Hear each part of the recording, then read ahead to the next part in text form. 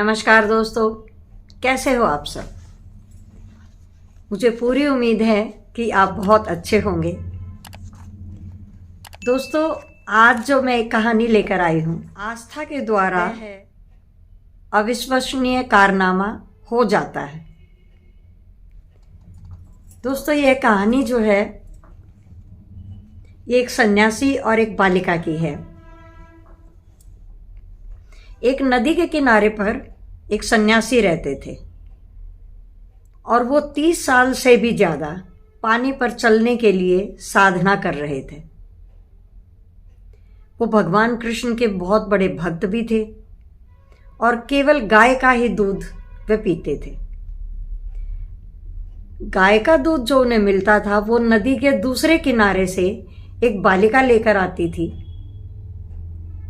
एक दिन उस बालिका की माँ ने कहा कि घने बादल छाए हुए हैं और बरसात बहुत तेज आ सकती है और लग भी रहा है कि बरसात इतनी तेज आएगी कि हो सकता है तुम नदी पार ना कर पाओ, नदी में बाढ़ आ जाए, तो तुम सन्यासी को कल ना आने के लिए मना कर देना। अब बालिका ने कहा ठीक है।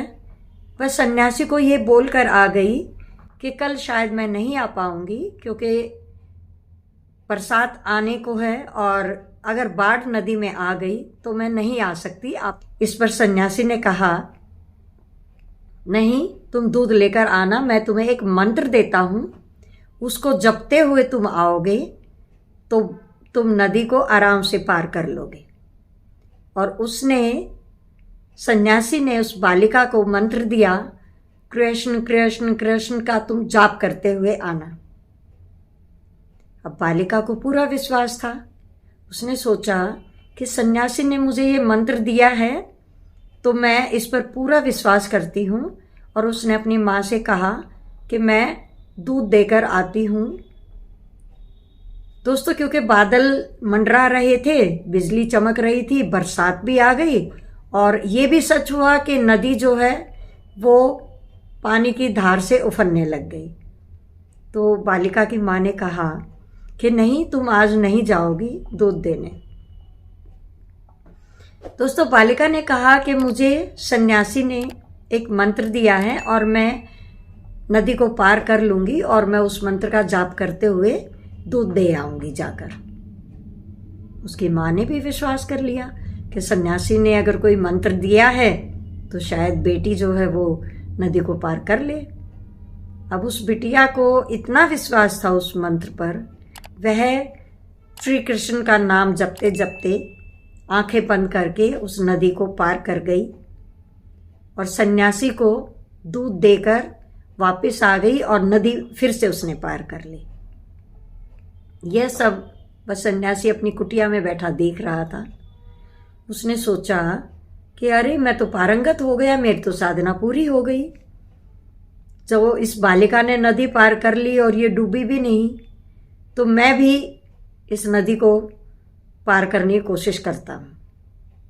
और वो सन्यासी जो है कृष्ण का नाम जपते हुए जो ही नदी के अंदर उतरा, बाढ़ ने और विकराल रूप ले लिया और वो सन्यासी डूब गया। तो इस कहानी का अर्थ ये है, आस्था जो है वो पहाड़ को भी हिला सकती है। बालिका ने सन्यासी द्वारा दिए गए मंत्र को पूरी आस्था से लिया, उसमें घमंड नहीं था।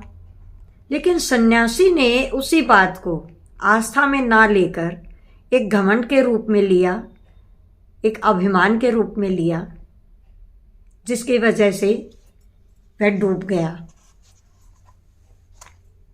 हमारे वैज्ञानिक जो आज के दिन इतनी तरक्की कर रहे हैं, वह मन से मजबूत होते हैं, पूरे आस्थावान होते हैं कि हम जो कार्य कर रहे हैं वो पूरी तरीके से पूरे होंगे और इसीलिए हम जो है इतना आगे तक बढ़ पाते हैं। तो आस्था जो है वो बिना अहंकार के, बिना अहम के सफल होती है, कार्य में भी सफलता देती है। तो दोस्तों, मिलती हूँ कोई और अच्छी सी मोटिवेशनल स्टोरी लेकर। जल्दी आपके सामने हाजिर होंगी। तब तक उर्मिला शौकन को इजाज़त दीजिए। राम राम।